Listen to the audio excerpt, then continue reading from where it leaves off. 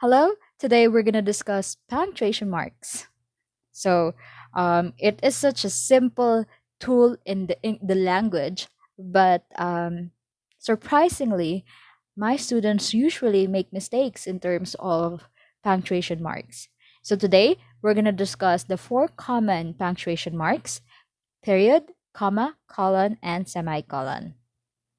Okay, let's start with identifying the importance. Punctuation marks convey and clarify the meaning of a written language.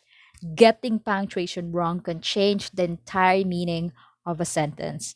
It is a signaling mechanism that allows your reader to understand and process your information correctly. Okay, so the first punctuation mark is a period or a full stop. You use it at the end of a declarative sentence or a statement that is considered to be complete. If your sentence already expressed a complete thought, put a period. Here are some example sentences. We will have a meeting today. Period. Please submit your assignment via email. Period. All right. So for types of declarative sentences, please watch the previous video lesson about types of sentences. But I want you to understand, all right? In terms of period, this is the one that you use when you are ending a sentence. All right? Use a period. Okay? Now, the second punctuation mark is a comma. A comma is not the punctuation that you use when you're ending a sentence. It is not strong enough. Okay? So a comma is used to show the difference between two separate ideas or elements within a sentence. It gives a pause to separate ideas or elements within a sentence. So here are some example sentences. We purchased some notebooks, comma, but we borrowed some staplers. Period. As the day came to an end, comma, everyone bid goodbye and went home. All right? So you use it to separate ideas or elements within a sentence. Okay? So that is a comma. The third is called a colon. A colon is used to introduce a quotation, an example, a series, or even an explanation.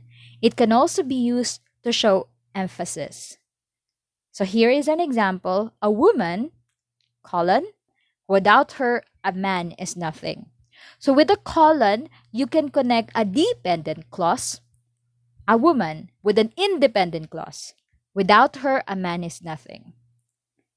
So a colon can be used to connect a dependent clause, a woman, with an independent clause. Without her, a man is nothing.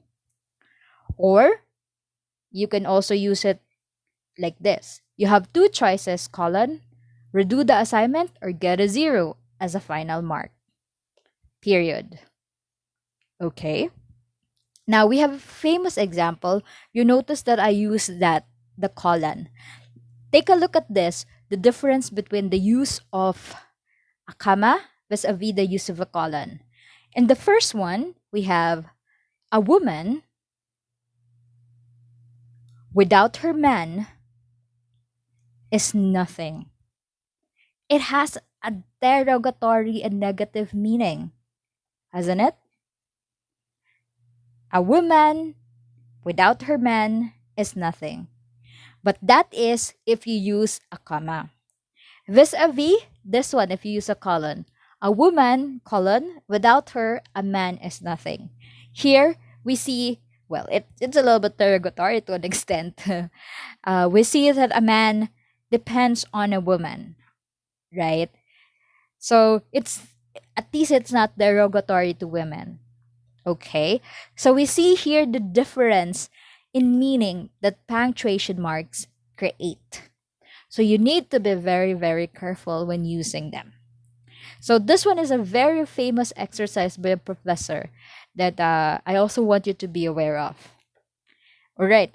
Now, The fourth punctuation mark is called a semicolon.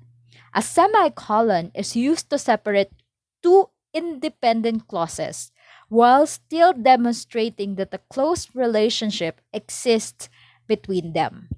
So these are independent clauses. They could be a complete sentences on their own, but you're using the semicolon to emphasize on the close relationships between the two sentences. Again, it's very purposive. So for example, Bright likes to eat, semicolon, Brave likes to sleep.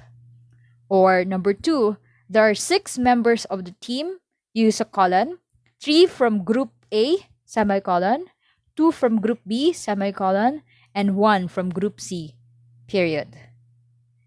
All right? Notice how I used the punctuation marks. Okay? So that is how you use a semicolon. Okay? Again, the ability to use the correct punctuation marks will make your writing more credible and more professional.